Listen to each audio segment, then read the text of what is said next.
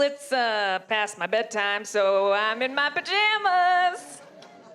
Bet you've never seen a host do that before. Not till now.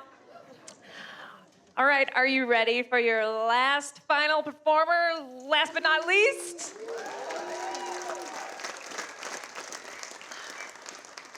Are you ready for your heart to be cracked open? Please welcome, all the way from the West Coast, Natalie Cottrell.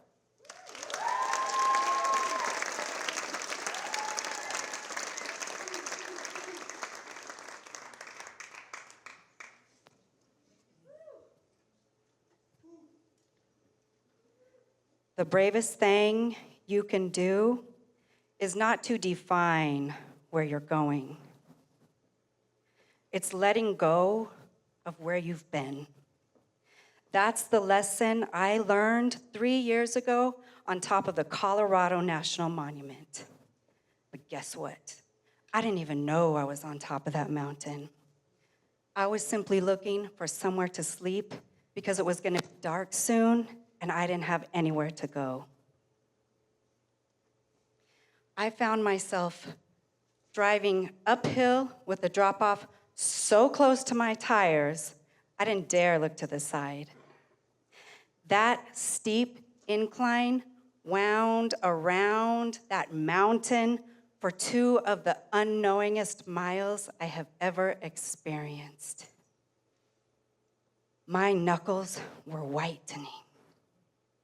My heart was pounding. It's that moment you realize nobody knows where you are to send help. Right then and there, I asked myself 3 questions.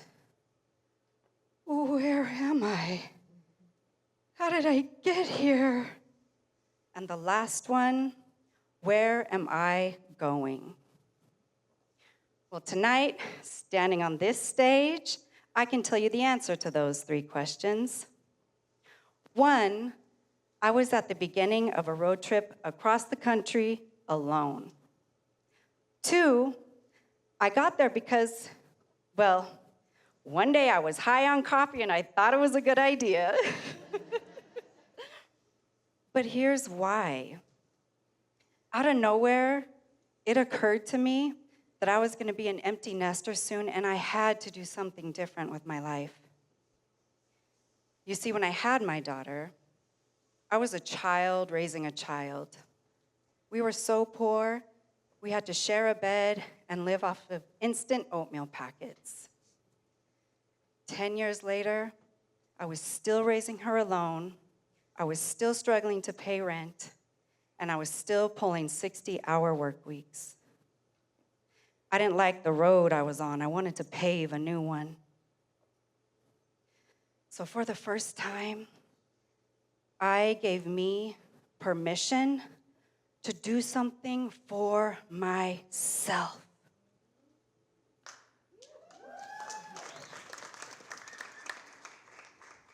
And that stirred my blood.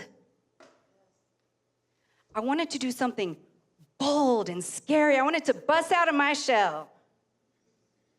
So when my daughter beat the odds and left for college 4 years later, I left too. I sold everything and just hit the road.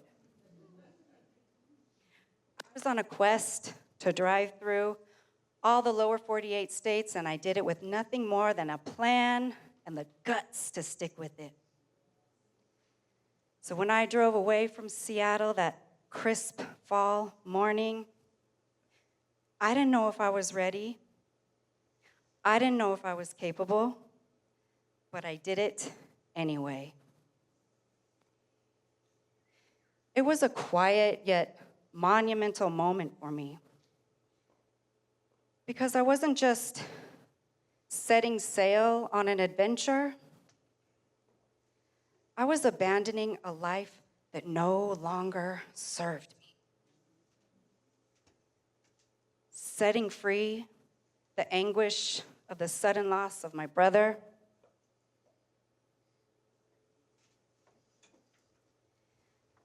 the unexpected death of my dad, and probably the most shocking, the murder trial of my abusive then husband. And so I wept.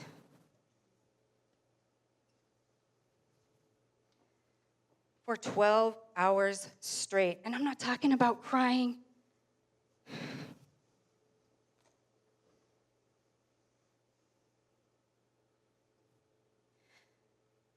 I'm talking about release.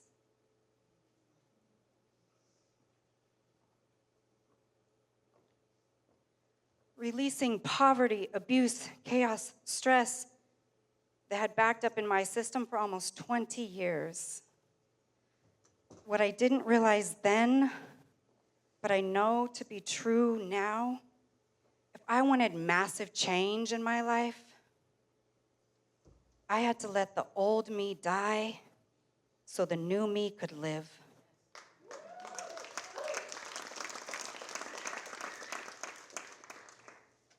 I was 42, and I have since learned that a large percentage of people get their biggest breakthrough between the ages of 35 and 50. Well, I was right smack in the middle of that age range driving up that mountain.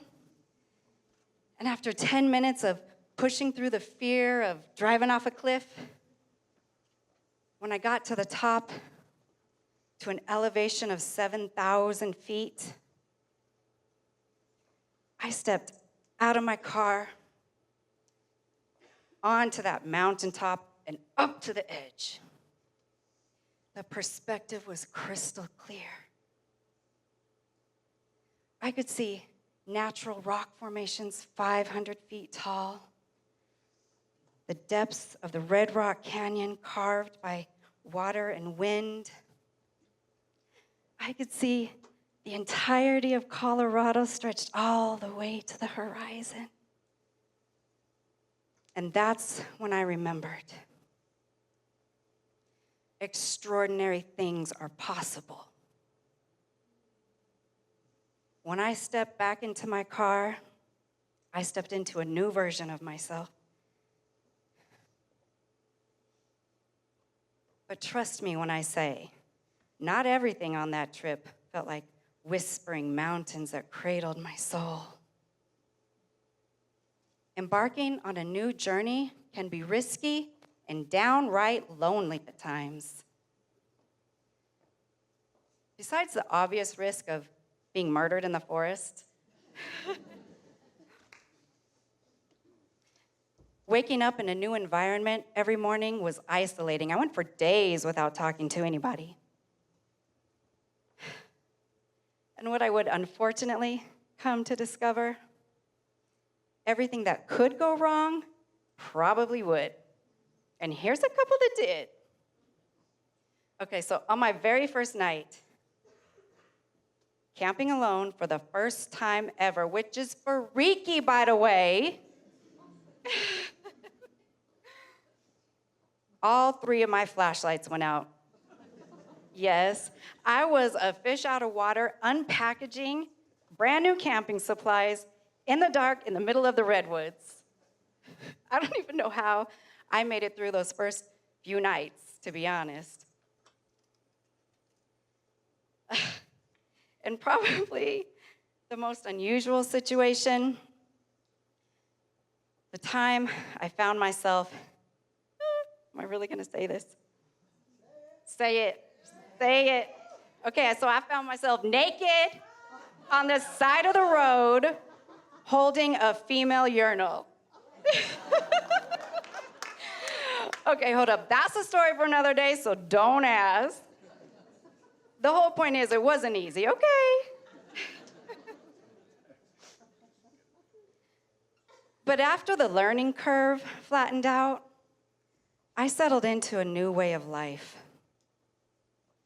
I learned from all my beginning mistakes and developed strategies that helped me feel more confident and less lonely.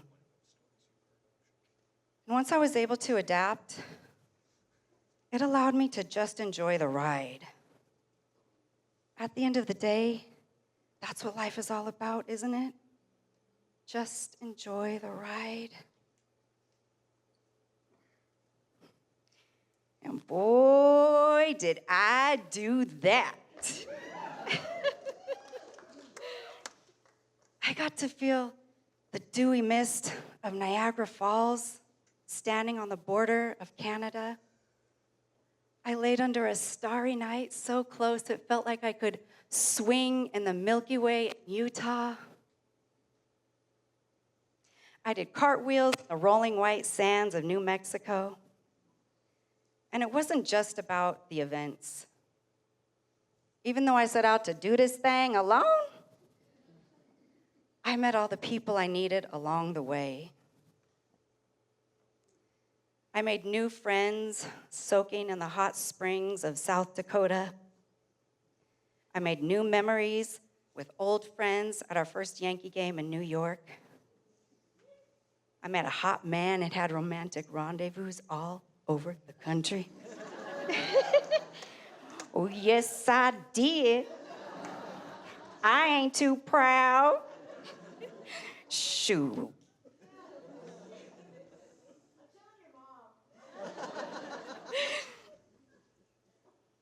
This kind of joy and freedom was a far cry from the survival mode I was used to. So when I crossed over the border into my finale destination, Chicago, Illinois, it would be the culmination of 4 years of planning, 35,000 miles of driving, and 9 months of relentless stick-with-itness. There were no fireworks to celebrate my achievement. I finished it the same way I began. A solitary moment, ending one chapter and starting the next. Only this time, I didn't cry tears of release. I cried tears pregnant with possibility. And through those tears, I whispered, I did it. Little did I know, that was all I needed. And because of that, I now know that extraordinary things are possible for me too. So back on that mountain, I told you I asked myself 3 questions. And that last one, where am I going? That one took me a lot longer to figure out. But now, I can tell you, I was on my way to find out. I was on my way to let go of where I had been to discover where I'm capable of going. So tonight, I invite you to ask yourself this question. What do you need to let go of to get to where you want to go? I know you might not feel ready. I know you might not feel capable the same way I felt in the beginning. And the truth is, maybe you haven't been. That is, you haven't been ready or capable, not till now.